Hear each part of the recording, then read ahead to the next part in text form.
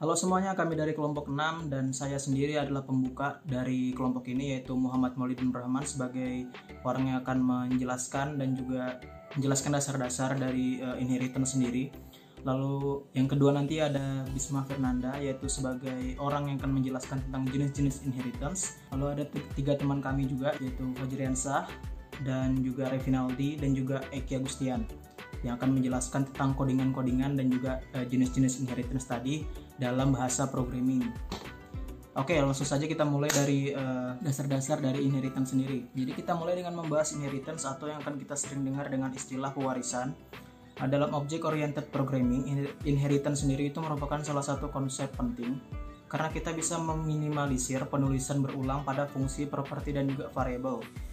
Dan inheritance sendiri itu memungkinkan kita untuk mendefinisikan sebuah kelas atau induk kelas atau super kelas bisa dibilang ke kelas baru, yaitu subkelas atau anaknya, dan memberikan kita kesempatan untuk menggunakan member dari kelas yang diwariskan tersebut.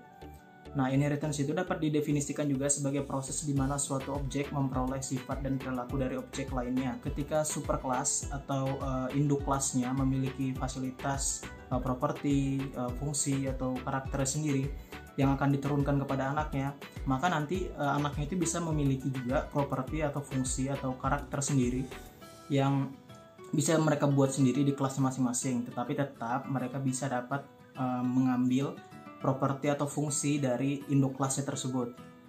Lalu untuk inheritance itu ada dua macam kelas yang dibagi. Yang pertama itu namanya superkelas. Nah, sebuah kelas yang fitur-fiturnya akan diwariskan, atau bisa dibilang juga kata lainnya itu induk kelas atau base atau parent class kalau bahasa programmingnya.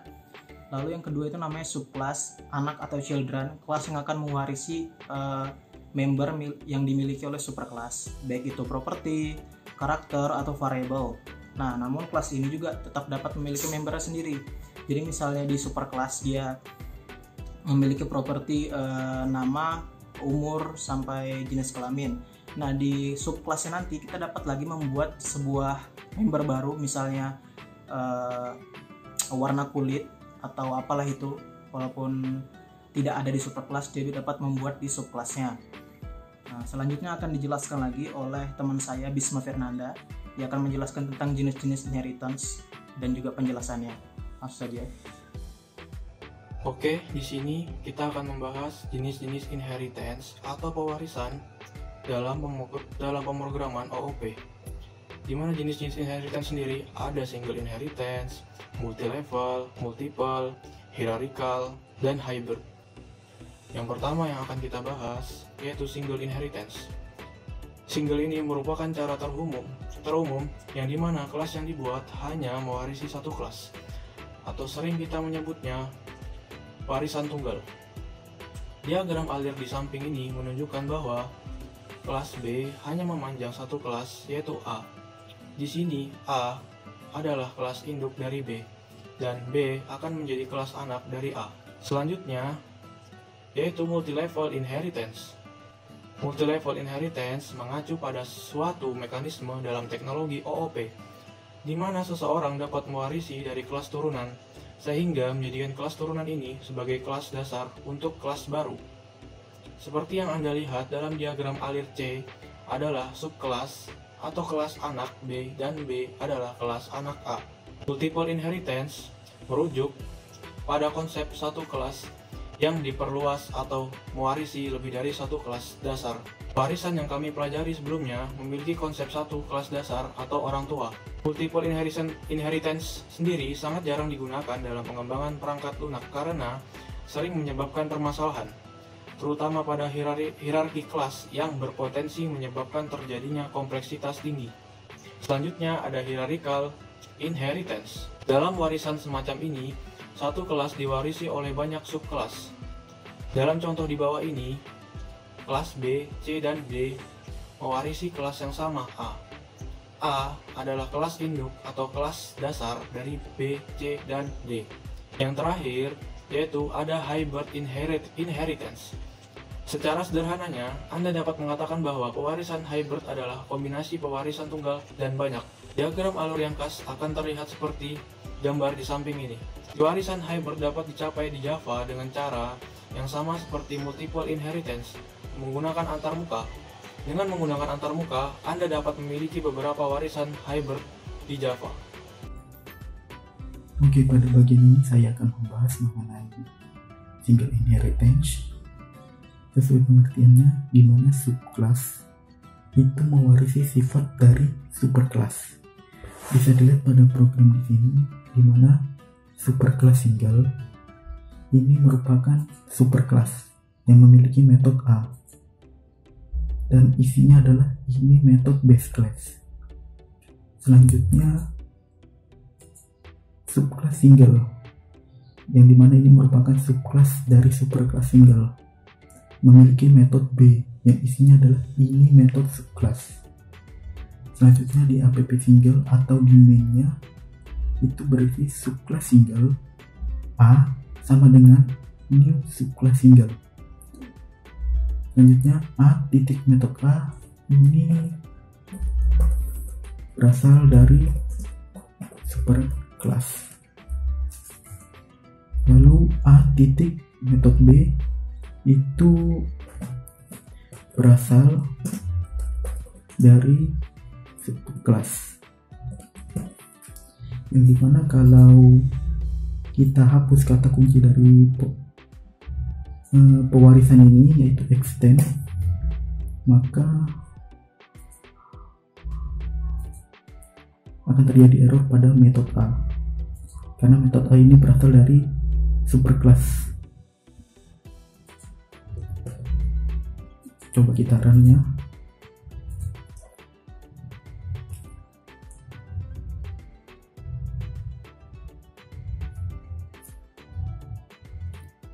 Hasilnya adalah ini metode base class, yaitu metode A, dan ini metode subclass dari metode B. Kalau kita tambahkan satu metode lagi di superclass, yaitu metode C, yang intinya ini metode C, kita tinggal menambahkan saja, walaupun karena ini dari subclass kan mewarisi sifat dari superclass. A titik metode C. Kita run, dan hasilnya adalah ini metode base class, ini metode subclass, dan ini metode C. Mungkin itu saja dapat saya sampaikan. Oke, jadi kali ini kita akan membahas codingan tentang multilevel inheritance di Java. Pertama, kita akan membuat sebuah kelas yang bernama multilevel A. Nah, multilevel A ini akan kita buat sebagai superclass yang pertama, yang mana berisi sebuah metode yang namanya metode A, tentang outputnya yaitu ini metode A. Setelah itu, kita akan membuat kelas baru bernama multilevel B, yang dimana kita extend dengan si multilevel A, yang artinya extend ini dia mengambil apa yang ada di multilevel A, atau istilahnya itu si multilevel B ini merupakan subclass dari multilevel A, sehingga di sini multilevel A sudah menjadi superclass dan multilevel B merupakan subclass. Nah, di dalam multilevel B ini dia memiliki metode yang bernama metode B, yang berisi outputan ini metode B. Nah, setelah itu kita membuat kelas baru lagi yang mana bernama multilevel C, dan dia mengextend multilevel B, yang artinya si multilevel B ini tidak menjadi subclass lagi, dia menjadi superclass dari multilevel C, tetapi dia tetap menjadi subclass dari multilevel A. Nah, di multilevel C ini dia memiliki metode bernama metode C yang berisi outputan ini metode C. Nah, untuk mengetahui dia superclass atau dia subclass, di NetBeans dia memiliki sebuah tanda seperti ini. Kita lihat di multilevel A, dia memiliki has subclass. Nah, berarti dia memiliki subclass atau dia merupakan superclass. Dan di multilevel B juga demikian, has subclass, yang artinya dia memiliki subclass atau dia menjadi superclass. Nah, sedangkan di multilevel C dia tidak memiliki apa-apa. Nah, jadi dia merupakan subclass dan bukan superclass. Jadi di sini multilevel A merupakan superclass dan memiliki subclass yaitu multilevel B. Kemudian multilevel B juga merupakan superclass yang memiliki subclass multilevel C. Nah, untuk membuktikannya kita membuat PSVM untuk memanggilnya. Jadi pertama kita membuat objek dari multilevel C yang bernama obj. Ketika kita panggil objeknya, yang keluar dia memiliki sebuah metode A, B, C, yang artinya di dalam multilevel C ini dia memiliki kedua kelas ini, yaitu multilevel A dan multilevel C. Karena si multilevel C ini dia mengextend si multilevel B, yang mana multilevel B ini mengextend dari multilevel A. Jadi si multilevel C ini memiliki pewarisan dari multilevel A dan multilevel B, seperti itu. Dan ketika kita running, yang muncul adalah ini metode A, ini metode B, ini metode C, yang dimana itu diambil dari multilevel A yang berisi ini metode A, multilevel B yang berisi ini metode B, dan multilevel C yaitu ini metode C, seperti itu. Salah satu jenis inheritance yaitu multiple inheritance, yang dimana seperti yang dijelaskan sebelumnya, yaitu sebuah subclass mewarisi properti yang berasal dari lebih dari satu parent class. Nah, di sini pengimplementasian multiple inheritance pada bahasa pemrograman Java itu menggunakan class interface, yaitu sebuah kelas yang dimana mengelompokkan metode-metode yang kosong. Nah, di sini kita akan mengimplementasikan metode pada multiple A, kelas multiple A, metode pada kelas multiple B ke subclass multiple C. Jadi di sini si multiple C akan mengimplementasikan atau mewarisi properti yang berasal dari kelas multiple A dan multiple B.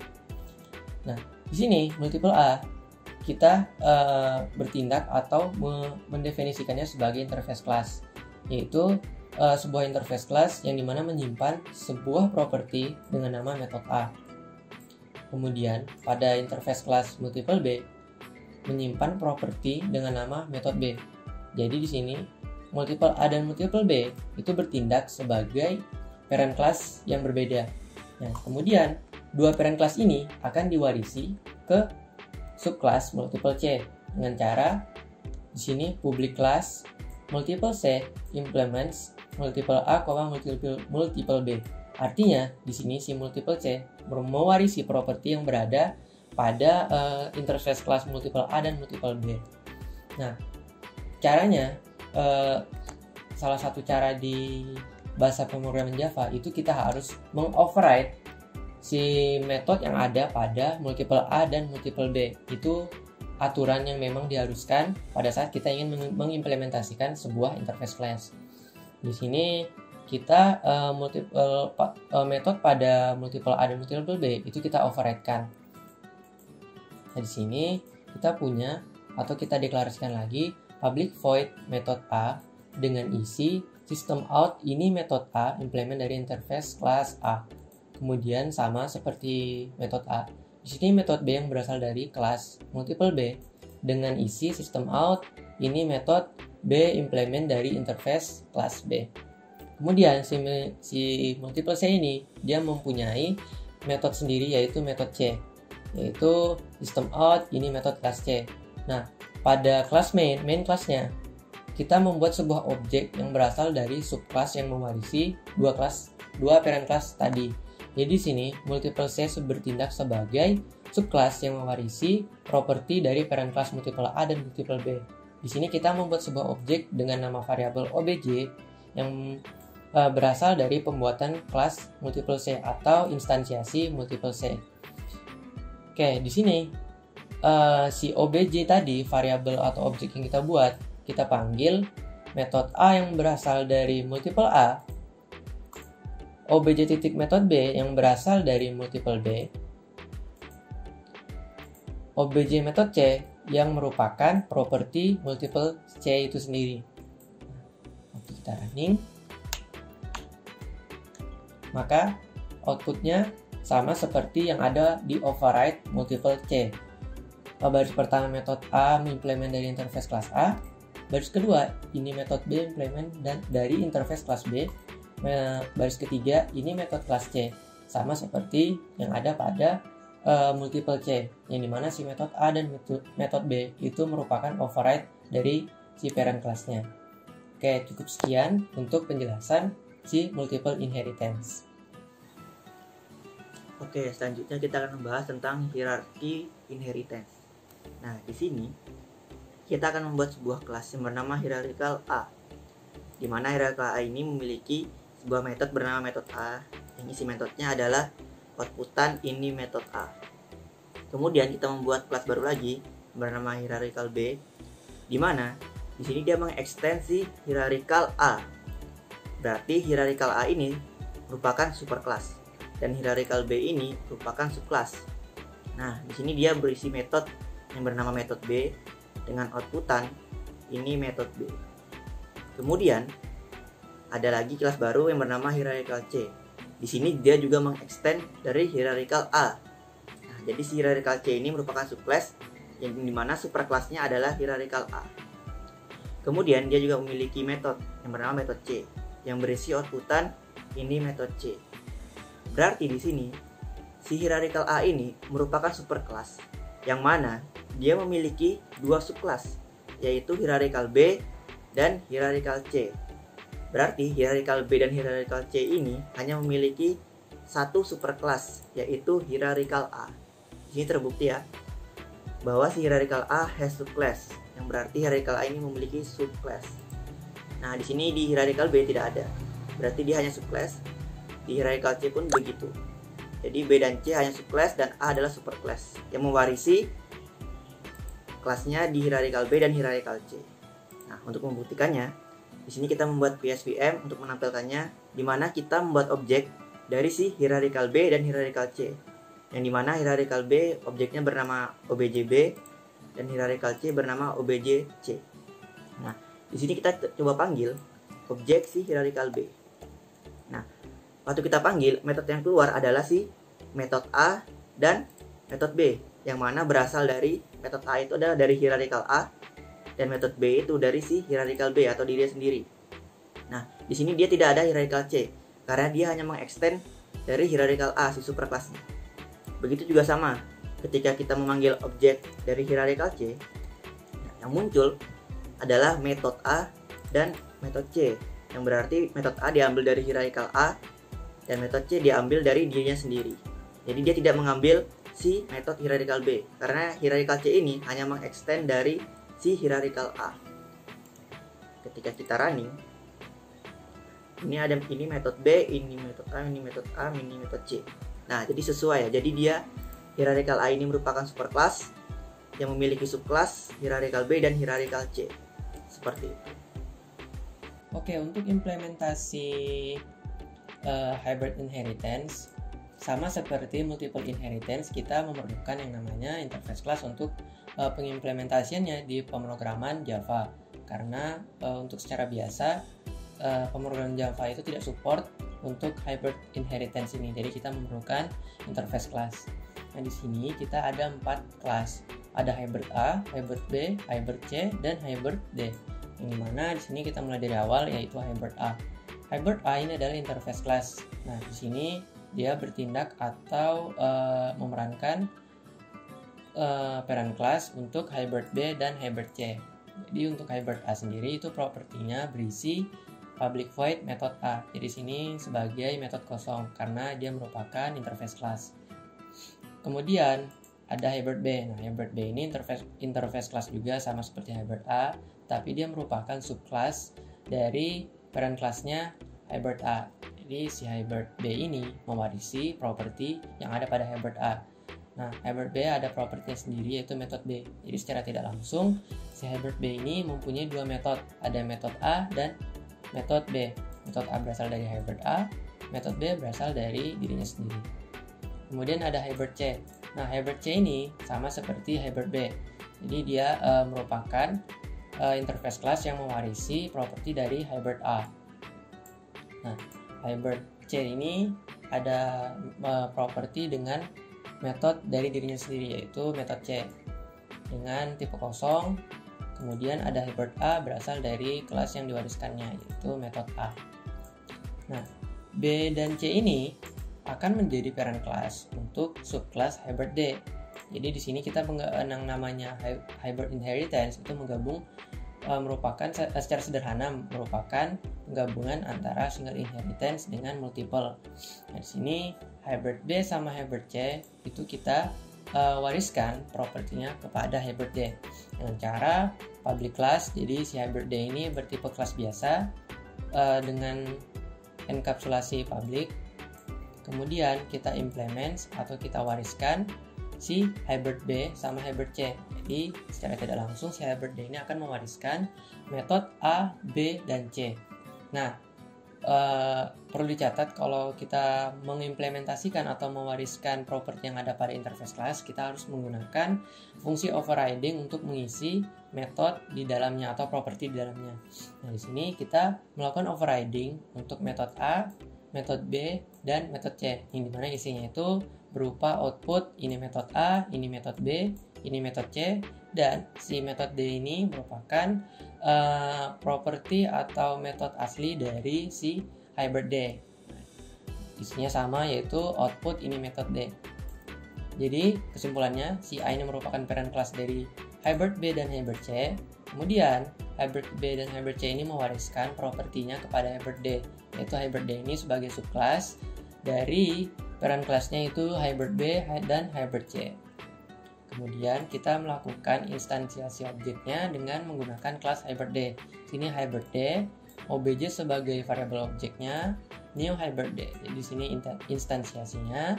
Kemudian kita melakukan pemanggilan metode si obj itu, yaitu berasal dari kelas D, yaitu kita panggil metode A, metode B, metode C, dan metode D.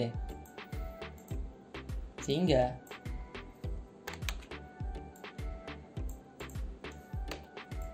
keluaran dari atau outputan dari main class ini yaitu berupa outputan.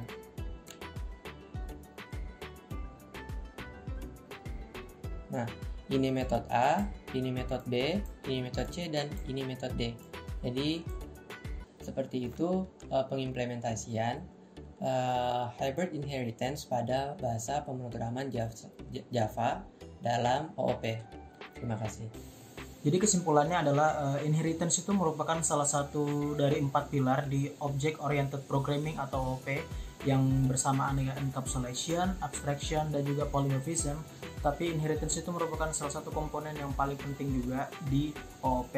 Dengan penurunan sifat dari superclass kepada subclass, baik itu variable, fungsi, ataupun method, akan pastinya lebih memudahkan para programmer untuk melakukan atau mengendalikan isi dari kelas tersebut, dan juga pastinya akan menurunkan sifat reusable dalam pewarisan tersebut. Seperti itu. Jadi sekian saja pembahasan kami mengenai inheritance dari kelompok 6. Kami minta maaf kalau misalnya ada kesalahan kata dan juga perbedaan kualitas video maupun audio yang ada di video kami, karena kami tidak bisa menyamaratakan properti untuk perekaman kami. Setiap orang berbeda-beda mempunyai propertinya. Penutup, Assalamualaikum warahmatullahi wabarakatuh. Bye.